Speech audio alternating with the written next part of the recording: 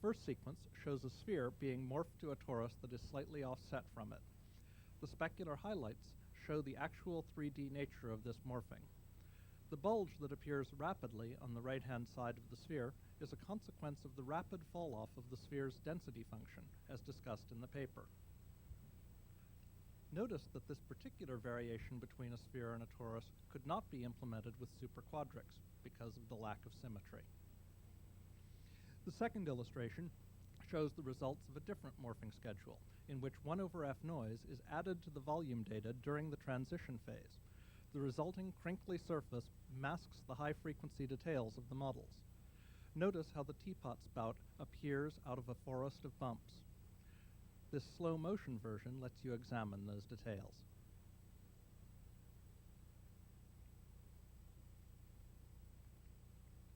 Once more, at full speed, back to the teapot.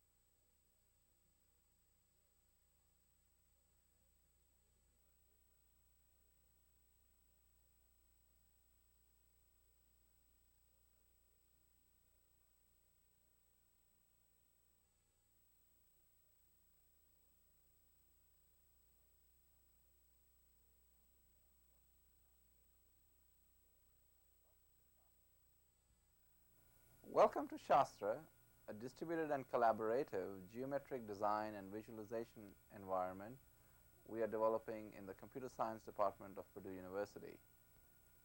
In Shastra, multiple users can simultaneously create, share, manipulate, and visualize complex geometric designs over a distributed network of workstations and parallel supercomputers.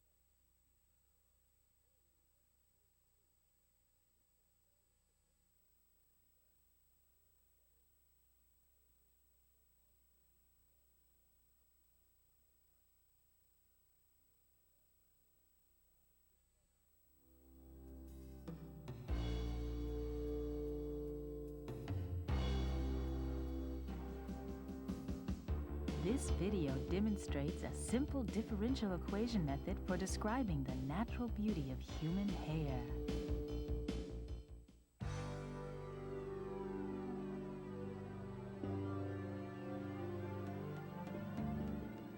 You will see how this method is applied for depicting the athlete's hairstyles and hair dynamics in a running competition. The simplified cantilever beam simulation is employed for hair bending calculation, which allows for variations in hairstyles. The one-dimensional projective equations are also developed for hair dynamics. The theory aside, now let's enjoy the race.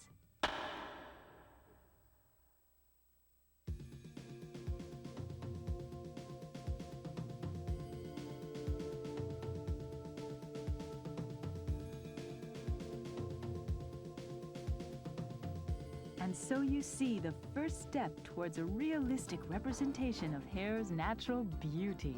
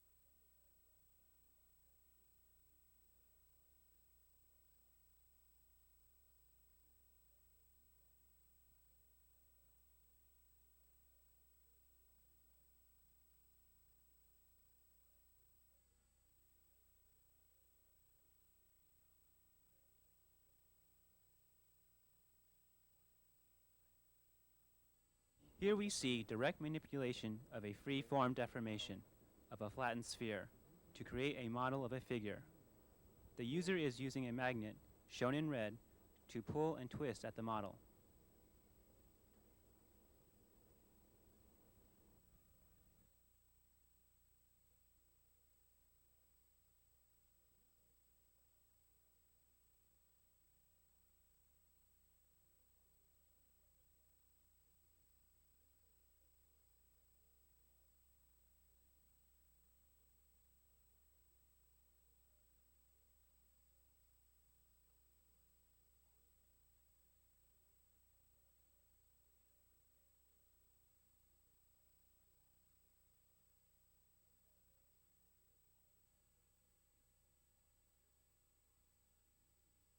Here we wish to model a diamond ring.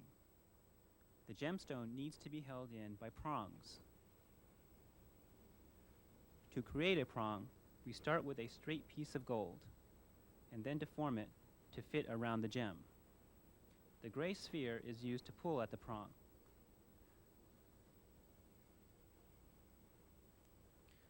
With the prong clear of the gemstone, we can display the gem for reference. Though it appears that the prong is merely tilted, by turning the camera, we see it actually has a graceful curve to it. We finish adjusting the prong, making sure it does not penetrate the gem. Let us now examine the control points which made the deformations. We see that many control points are fairly distant from the surface of the prong. Manipulating control points directly would be difficult, as many of them are obscured by the gem. We now add the other three prongs and render the model with a higher resolution. For making this model of a ring, direct manipulation helps us control the shape and placement of deformations, simplifying our modeling task. This segment demonstrates direct manipulation of freeform deformations with multiple target points. The gray and red magnet pushes all points to the red side of the magnet. Here we see it flatten the midsection of this cube. Note how the mid portion is flat while the adjacent sides are gently sloped upward. Here is the final rendering of the same object.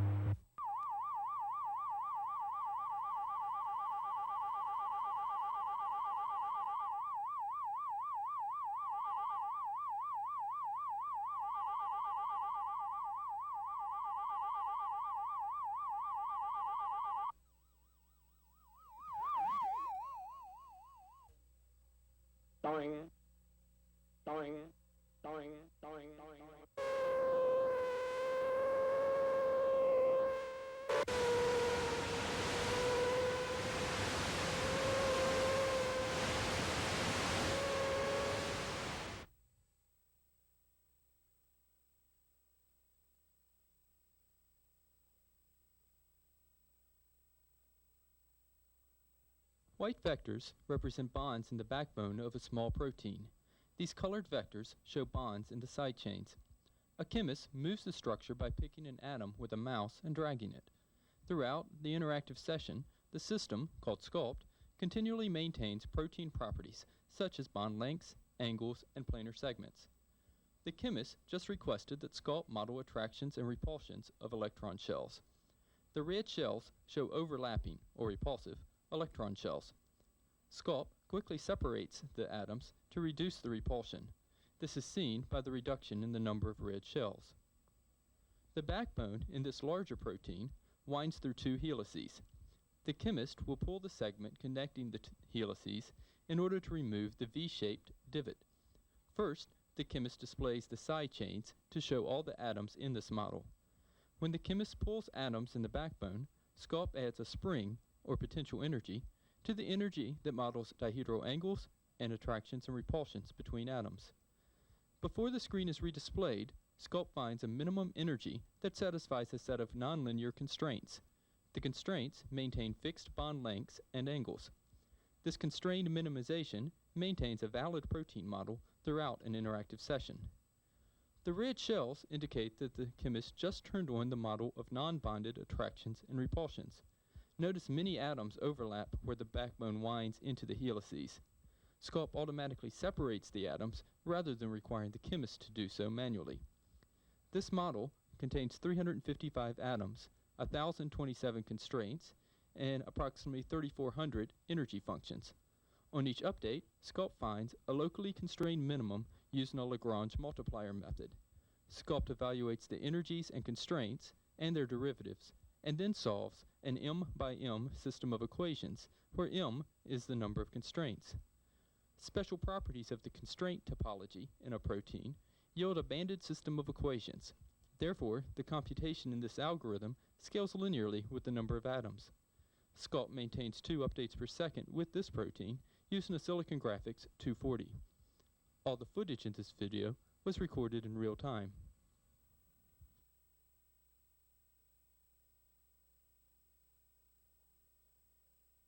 The Spacetime Windows animation system has been designed to provide an interactive framework for defining and guiding an optimization system based on spacetime constraints. Interactive specification and modification of constraints and objectives is supported by the user interface. An embedded keyframe system allows the user to sketch starting values or modify intermediate iterations of the numerical optimization process. Graphical feedback provides the necessary visual cues for the animator to guide the animation design. In this case, the animator is designing the motion of a 2-link planar acrobat. There are 4 degrees of freedom, 2 defining rigid body motion in the plane, and 2 defining rotations about the foot and knee. Very different motion sequences result from slightly altered starting values and by focusing spacetime windows on portions of the animation, such as the takeoff, transition between jumps, and the final landing. When the animator is satisfied with the motion sequence, motion curves can be dumped to a rendering system to create a final shaded version of the animation with more complex geometry. The user interface is divided into 2 logical areas. On the left are a series of X Windows motif widgets. These support the definition and modification of degrees of freedom, constraints, objectives, and subexpressions, constants, spacetime windows and display parameters, and finally, control and invoke iterations of the numerical optimization system.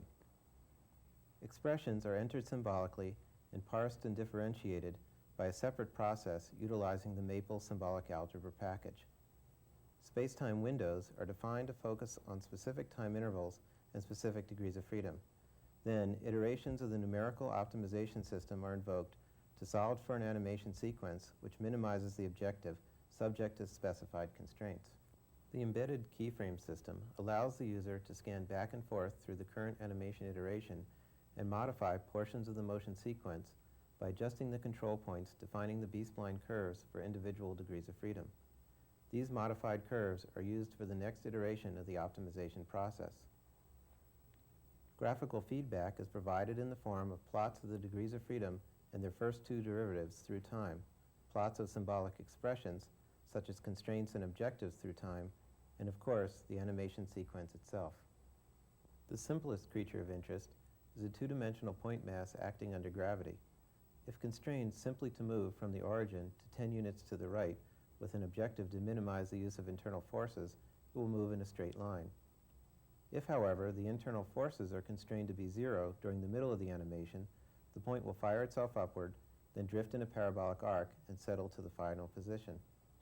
A greater than constraint can be used to create a higher jump. Similarly, a less than constraint forces the point to initially drop and then fire upward to stay below the y=5 line. 3 iterations quickly move the animation to a local minimum. Finally, conditional constraints can be used to enforce one constraint only when another expression is true.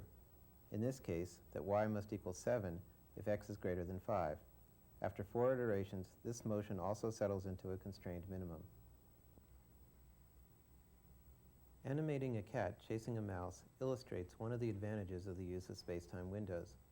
In this case, the mouse's actions are simply keyframed, and the cat is constrained to catch the mouse at a specific point in time.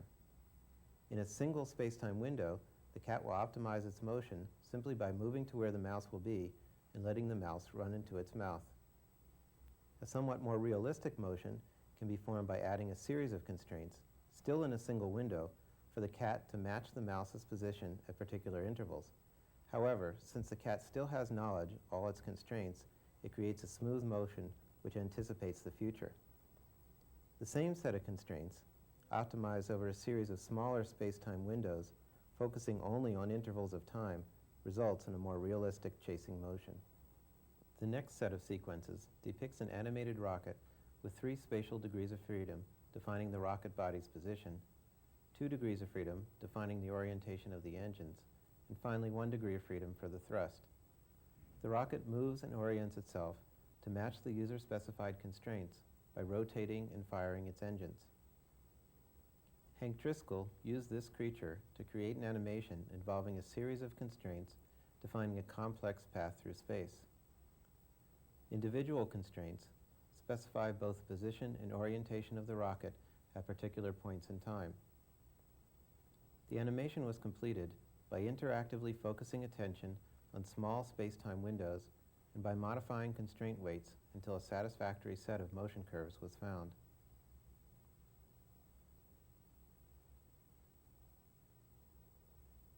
The purpose of this specific path becomes more obvious when the motion is mapped to a shaded model. The spaceship navigates around a series of obstacles and through tubes in a room. Finally, the small ship escapes by orienting and firing itself through the keyhole. A 3-link arm throwing a 2 degree of freedom ball will be used to show, in a little more detail, the progression of an animation design session. Initially, a set of constraints have been defined which specify the actions of the arm throwing the ball to a particular point, in this case, slightly off the right-hand side of the screen. The constraints hold the ball in the hand for a specified period of time, and then constrain the ball to be in a free flight for the remainder of the animation. The throw itself is achieved by constraining the hand to still be in contact with the ball for the first 1/10 of a second of its parabolic flight. The objective is simply to minimize the torques on the arm. After 3 or 4 13-second iterations, the animation is settled into a solution consisting of raising the arm and flicking the wrist to effect the throw. Although this may represent a constrained minimum, it is probably not the animator's intention for the motion sequence. To move the solution to a new point, which has a better chance of settling into a satisfactory minimum, the animator invokes the embedded keyframe system to modify all or part of the intermediate result. By moving back and forth through the animation, the user selects a point in time and modifies the local values of the degrees of freedom.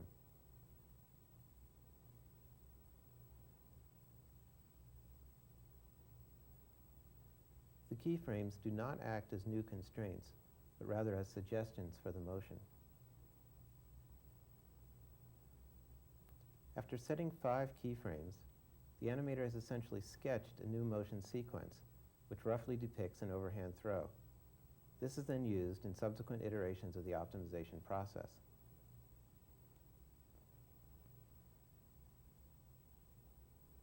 Returning to the main interface, the optimization process is restarted, and again, after a few iterations, the animation settles into a more satisfactory sequence.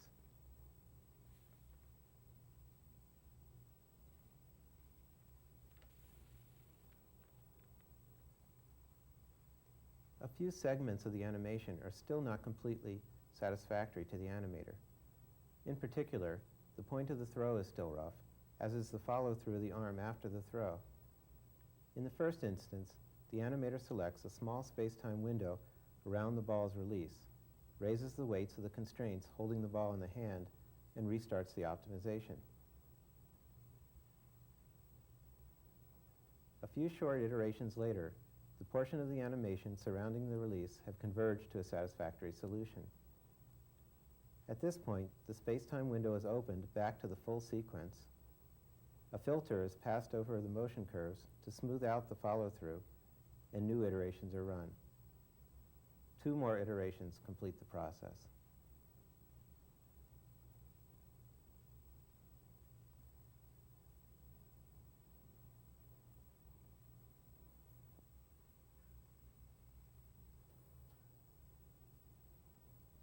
Variations of this particular animation can be achieved by simple changes in the constraint specification and use of keyframe sketches. A shorter throw results from changing a single number in the constraint specifying the goal point for the throw. Underhand tosses result from different starting values. Catching a ball can be specified in a similar manner to throwing. Again, constraints which overlap for a short interval of time force the hand to match the natural motion of the ball to complete the catch. A series of space-time windows complete a catch and throw sequence. 4 more degrees of freedom are added to create a ball player. The arm is attached to a base which may move about the plane and rotate. The ball has a 3rd spatial degree of freedom added. The motion of the base now results in a new anticipation and follow-through for a throw. Having no one to play with, the ball player is forced to catch its own throws. A series of small space-time windows was used to create the throw, and once the ball was in the air, to specify the motion to move the creature to the point at which the catch is made. A basket is added to complete a series of tasks for the simulated ball player. As before, the resulting motion curves are used to drive an animated shaded model.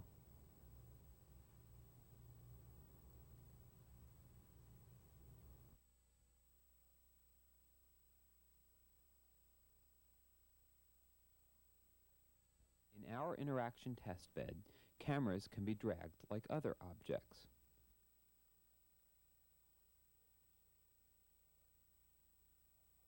However, they can also be controlled by directly manipulating the image they produce. We call this through-the-lens camera control. For example, here we manipulate the cameras by controlling where points in the scene appear in the image as seen through the camera. These controls can be maintained as constraints on subsequent manipulations. Through-the-lens controls provide a uniform way for manipulating the position, orientation, and focal length of a camera.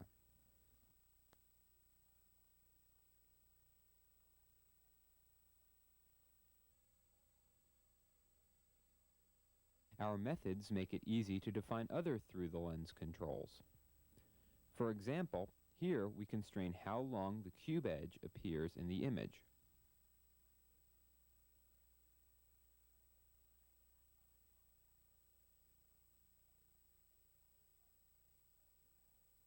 The constraints also serve as control knobs. Here we tie the apparent cube edge length to a slider.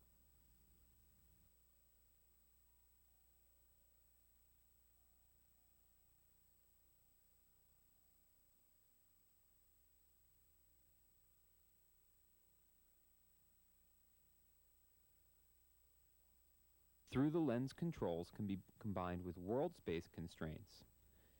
The same mechanisms are used. Here, we use a distance constraint between the camera and an object, in addition to through-the-lens controls.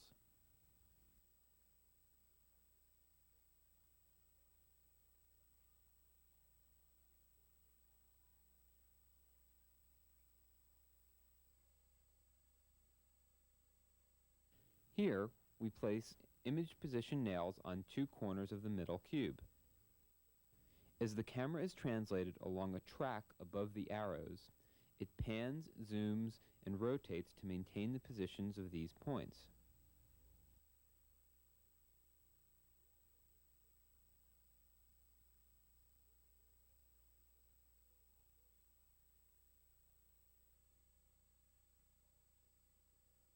Inequality constraints allow us to restrict through-the-lens controls. For example, here we bound the position of a point inside of a rectangle.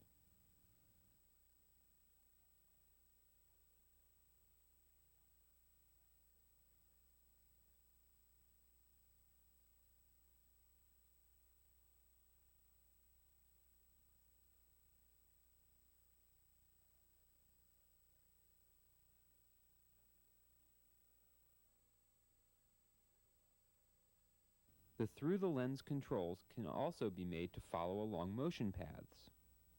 Here, 4 motion paths are used to specify a camera movement. Each arrow is connected to a corner of the cube.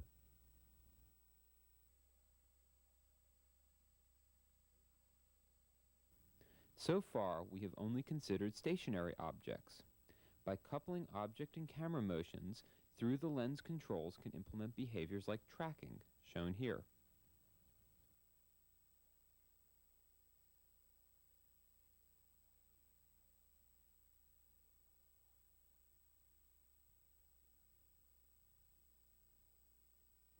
With the camera held in place, through-the-lens controls can be used to position objects.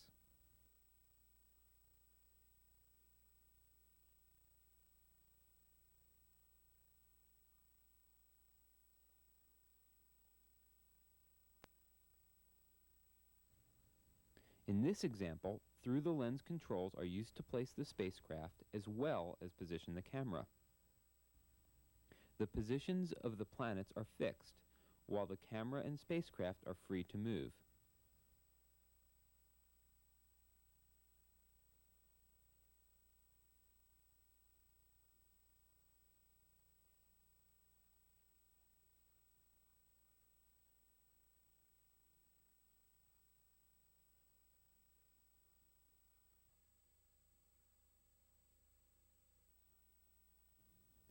In this example, we superimpose our image on top of video. The rectangle has the same dimensions as the table. By positioning the corners so they coincide with the table, the camera location can be recovered. This permits registering our 3D model with the video image.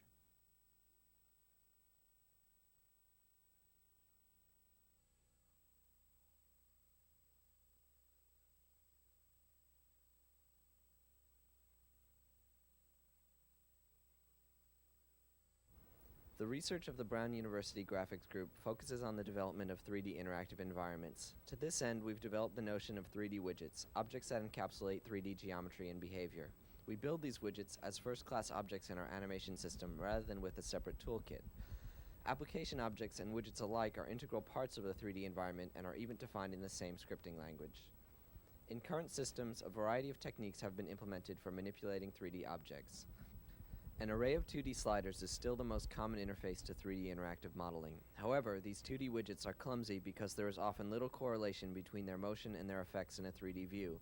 While sliders are useful for certain precise or repeatable actions, it can be difficult to produce composite transformations. A 3-dimensional movement must be artificially separated into 3 one-dimensional parameters. Several techniques have been developed for directly manipulating 3D objects. In this example, one can gesturally translate and rotate an object in its environment using different mouse buttons to indicate modes. These widgets are entirely behavioral. There is no added geometry and no visual clutter, and the only feedback is the result of the operation. By introducing object handles into the scene, we provide a widget with geometry that constrains transformations to a single axis. The presence of a widget's geometry visually indicates that widget's affordances, whereas the gestural techniques we saw previously gave no such indications. Thus, using widgets with geometry can aid a user's understanding of an interaction technique.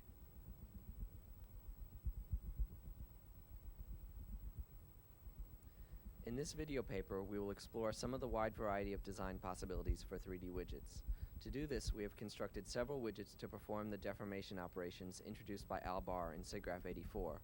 We call these widgets racks. By comparing and contrasting the different racks, we investigate some of the trade-offs in designing three-dimensional tools.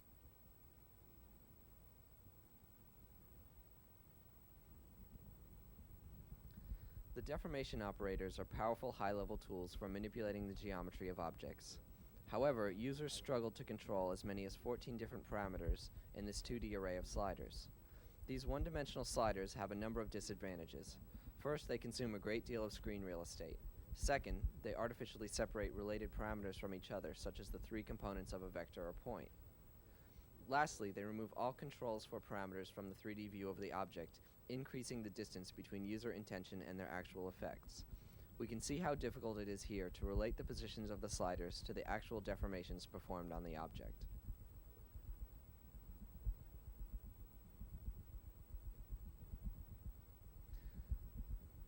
A 3D direct manipulation interface can be developed for deformations.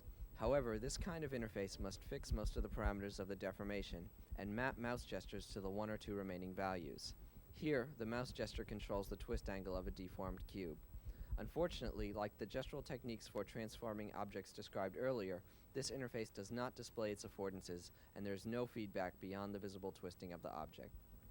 Since 2D widgets and 3D direct manipulation are inadequate controls for such an inherently complex three-dimensional operation, we introduce a rack into the 3D environment which directly modifies parameters of the twist deformation. The upright bars of the rack control the amount that each end of the object is twisted, as well as the range of the operation.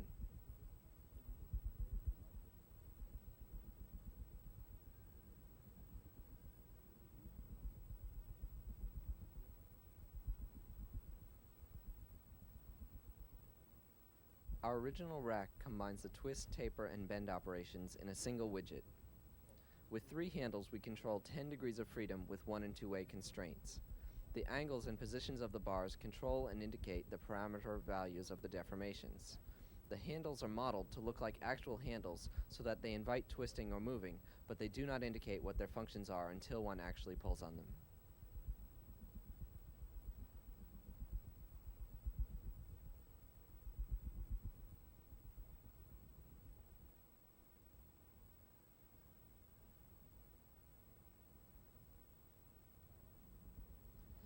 By introducing a suggestive visual representation for each of the handles, the rack widget becomes more self-disclosing.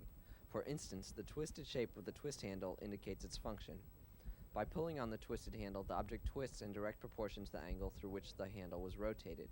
When we push down on the taper handle, the object is made to taper down to the height of the bar. When we pull on the bend handle, the object bends in the same direction. All of the operations occur in the range between the two twist and taper handles. The rack itself can be manipulated to change the axis along which the deformation is applied.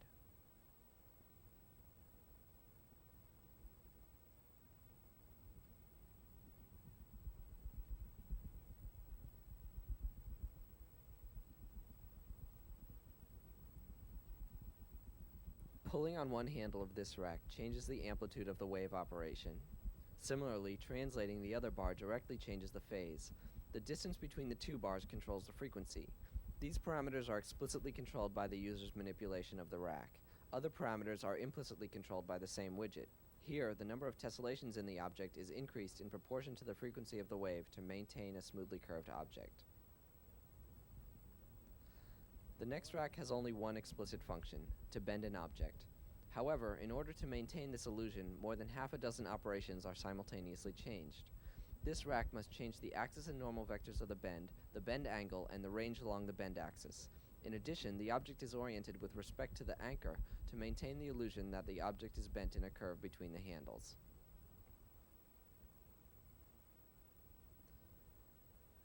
Part of the design process for 3D widgets is comparing alternatives. Here we introduce a rack that is geometrically identical to the previous rack, but whose behavior and effects are different. With the arbitrary dependencies supported by our system, we can control both of these racks at the same time. In this example, moving the handles of one rack changes the corresponding handle of the other rack. The new rack on the left is different in that it does not orient the object along with the cube-shaped handle. Thus, any straight line between the bend handle and anchor leaves the object in its original orientation. In contrast, the bend orient rack on the right keeps the object oriented along with the anchor. The green arrows are visual representations of the axis and normal vectors of the bend operation.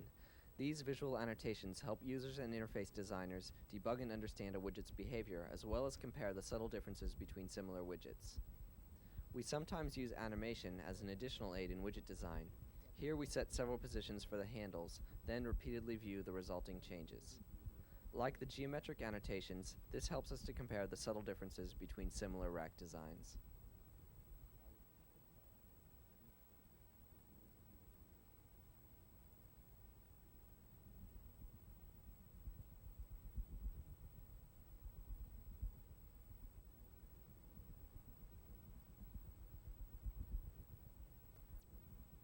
In this segment, a free-floating anchor and handle are used to specify arbitrary bends in 3-space. This widget aids the user's understanding of the deformation operation by adding a visual representation of the curve between the anchor and handle, and by keeping the bend handle oriented towards the object.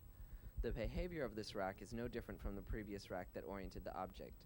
It is an example of how modifying only a widget's geometry can change the perceived behavior.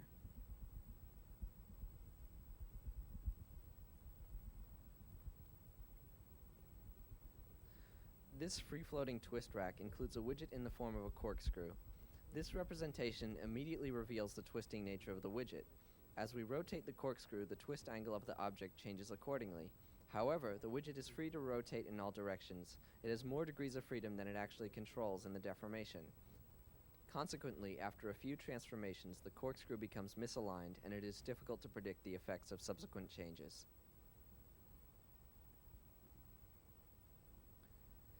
In this version of this same rack, we remove some of the degrees of freedom of the corkscrew.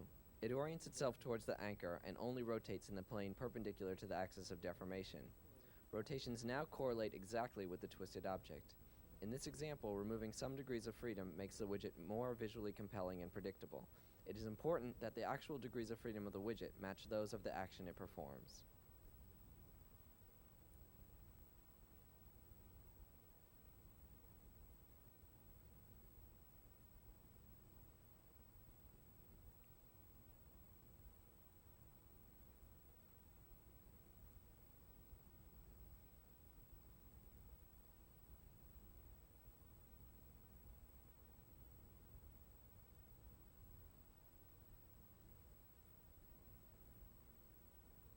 In an attempt to use the rack in real applications, several new constraints and feedback mechanisms can be added. This rack incorporates numerical displays of several parameters. Detents are used to snap one of the handles to common positions, here 10-degree angles. The cowling is a visual representation of these click stops. For the sake of illustration, we have left one twist handle free to rotate so we can compare the behavior of the two.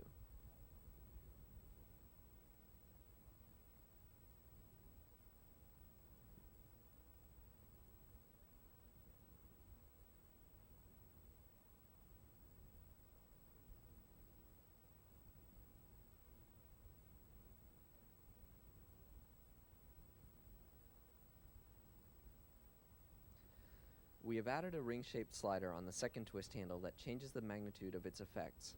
As we slide the ring up the handle, a numerical display shows the increased magnitude. Now, when we pull on the handle, the object is twisted by a multiple of the actual angle it is rotated through. A drawback to this 3D slider is that once changed, the correlation between the handle and the object is reduced.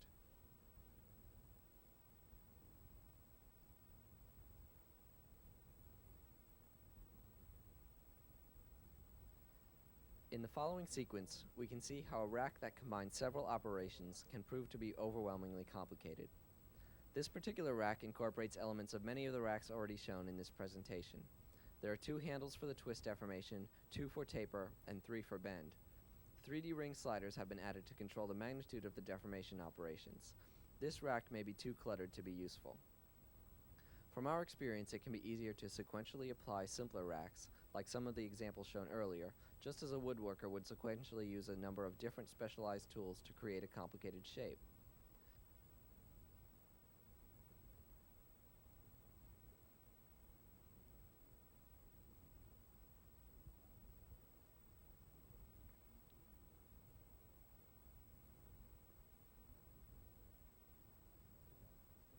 In the next example, we apply several racks to simple primitives so that we can make the softer geometry of a flower.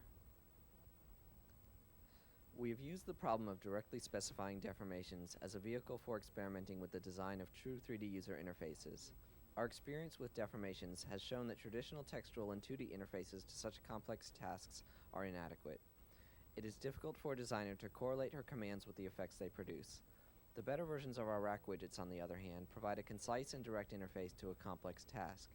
These 3D widgets abstract out the essential characteristics of the deformation operation and present them in the same visual language and geometric space as the object being deformed. The notion of 3D widgets provides a new vocabulary of design choices and a potentially limitless range of powerful interfaces. The variety of racks which we can construct for deformations and the trade-offs with each demonstrate that there is not likely to be a single right answer for complex 3D manipulation. A great deal of experimentation is required before any commonly accepted design conventions can be proposed for 3D widgets. As we continue designing widgets, we will expand our vocabulary of design techniques to include animation, complex rendering techniques, and simulation methods. In addition, we are in the process of developing 3D widgets to build more widgets, leading to a complete interface construction set in an interactive 3D environment. For more information on deformations, see Albar's SIGGRAPH 84 paper. For more on 3D widgets, see Brown's paper in the 92 Symposium on Interactive 3D Graphics. For more on direct manipulation techniques, see Chen, Manderford, and Sellen's paper in SIGGRAPH 88. For more on non-WIMP interfaces, see Mark Green and Robert Jacobs' article in their SIGGRAPH 90 workshop report. For more on our system, see our paper in SIGGRAPH 91.